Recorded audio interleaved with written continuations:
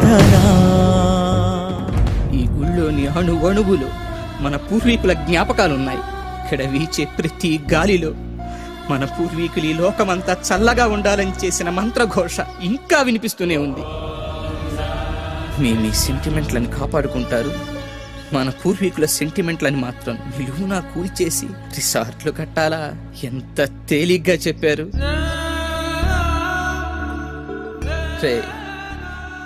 గుళ్ళు కట్టడం వల్ల దేశం వెనక్కి వెళ్ళటం లేదు, మనలాంటి స్వార్థపరులు పుట్టడం వల్ల దేశం వెనక్కి వెళ్తుంది. హ్యాట్స్ ఆఫ్ శ్రీ, ఏం చెప్పావు? Sorry boss. ఓకే, ఇవన్నీ కళాఖండాలే, నేను ఒప్పుకుంటాను. అంతకన్నా స్పెషల్ వీటిలో ఏముంది? చాలానే ఉంది, కానీ నీకు అర్థమయ్యేట్టు చెబుతా. బాగా చూడు, ఇవి పవర్ జనరేటర్స్, ఇవి విండ్ జనరేటర్స్, ఇవి ట్రాన్స్మిషన్స్, ఇవి ట్రాన్స్ఫార్మర్స్, ఇవి ఎలక్ట్రిక్ పోల్స్, ఇవి సెల్ టవర్స్. ఇవి రూపుదిద్దుకోవటం మొదలై కేవలం 200 సంవత్సరాలు, కానీ లక్షల సంవత్సరాలకు ముందే సరిగ్గా ఇలాంటి ఆకారాలతో మన ఆలయాల విమాన గోపురాలు, గాలి గోపురాలు, ధ్వజస్తంభాలు నిర్మించబడ్డాయి. ఆలయ ప్రాంగణాల్లో ఉండే తులసి, రావి, మారేడు వంటి మొక్కలు ఎయిర్ ప్యూరిఫైర్స్ గా పనిచేస్తాయి.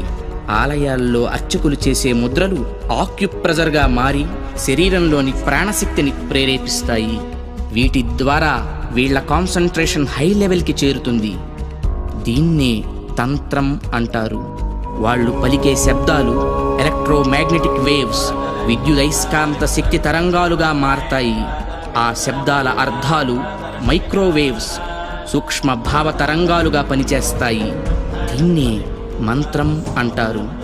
గుళ్ళు కట్టేటప్పుడు బంగారం, వెండి వంటి ఖనిజాలతో పాటు నవరత్నాలను భూమిలో నిక్షిప్తం చేస్తారు. ఇవి ఎర్త్ పిట్స్ గా పనిచేస్తూ శక్తిని ఆలయ ప్రాంగణమంతా వ్యాపింపచేస్తాయి. రాతి విగ్రహాల క్రింద, ధ్వజస్తంభాల క్రింద లోహపు రేకులతో తయారైన యంత్రాలుంచుతారు. గాలి గోపురాలపై, విమాన గోపురాలపై లోహ నిర్మిత కలశాలు అమర్చుతారు. ధ్వజస్తంభాలకు లోహపు తొడుగులు వేస్తారు. ఉత్సవ విగ్రహాలను పంచలోహాలతో తయారు చేస్తారు. లోహం శక్తికి వాహకంగా పనిచేస్తుంది. దీన్నే యంత్రం అంటారు. మంత్రతంత్రాల ద్వారా ఉత్పత్తి చెందే శక్తికి ఈ యంత్రాలే రిసీవర్స్. ఇక హైడ్రాలిక్ పవర్ స్టేషన్స్ లో లాగా ఆలయాల్లో జరిగే అభిషేకాల్లో కూడా ఎత్తు మీద నుంచి స్వామి విగ్రహం మీద నీరు పడుతుంది. దానివల్ల పొటెన్షియల్ ఎనర్జీ కైనటిక్ ఎనర్జీగా మారుతుంది. ఇలా మంత్ర, తంత్ర, యంత్ర ప్రక్రియలతో విశ్వవ్యాప్తంగా ఉన్న ఇంటర్నల్ ఎనర్జీని రిసీవ్ చేసుకొని అందరికీ అందించే కాస్మిక్ పవర్ స్టేషన్స్ మన ఆలయాలు. ఈ జనరేటర్ నుండి ఉత్పత్తి అయిన విద్యుత్తు ట్రాన్స్మిషన్స్ ద్వారా టెర్మినల్ స్టేషన్కి చేరి అక్కడి నుండి సబ్ ట్రాన్స్మిషన్స్ ద్వారా ఎలక్ట్రిక్ పోల్స్ సాయంతో లో వోల్టేజ్ ఇళ్లకు, హై వోల్టేజ్ ఫ్యాక్టరీలకు అందుతుంది.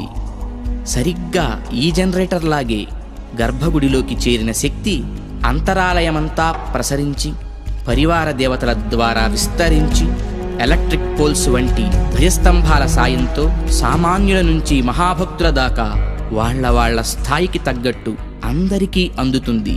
అందుకే గుళ్ళకి వెళ్లే భక్తులు ప్రశాంతతను పొందుతున్నారు, గ్రహణ శక్తిని పెంపొందించుకుంటున్నారు. ఆ శక్తితోనే సమస్యలను పోగొట్టుకోగలుగుతున్నారు.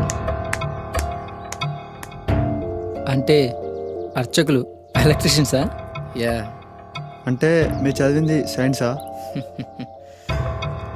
Common sense. అందుకే గుండె పని చేస్తున్నంత కాలం దేహం బాగుంటుంది, గుడి పని చేస్తున్నంత వరకు దేశం బాగుంటుంది. నవ్య చైతన్య జీవనానికి అంకురార్పణ, భవ్య సౌజన్య భావాల సంతర్పణ, ఆలయాల అవతరణ, ఆలయాల అవతరణ.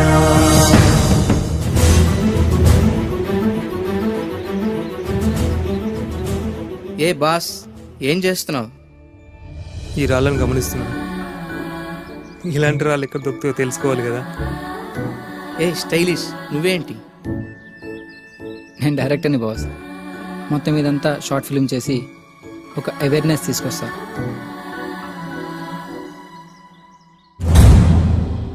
మనం ఫండ్స్ కలెక్ట్ చేద్దాం, ఈ ఆలయాన్ని పునర్నిర్మిద్దాం. కుటిల సంకుచిత తత్వాలపై మహత్వ పవిత్ర జలాల ప్రోక్షణ మనకు మనమే చేసే పరిరక్షణ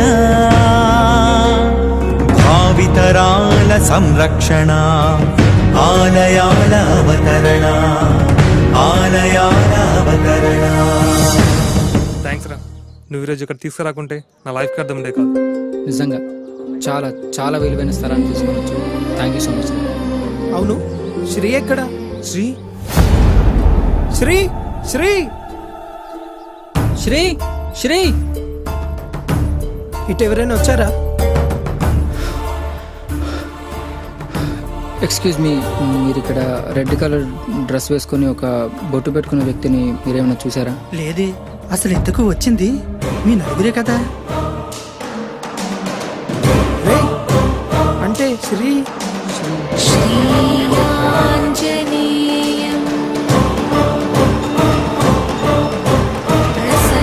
మీరు అర్థం చేసుకోవడానికి ప్రయత్నం చేయరా? మీరు అర్థం చేసుకోవడానికి ప్రయత్నం చేయరా? Oh my God.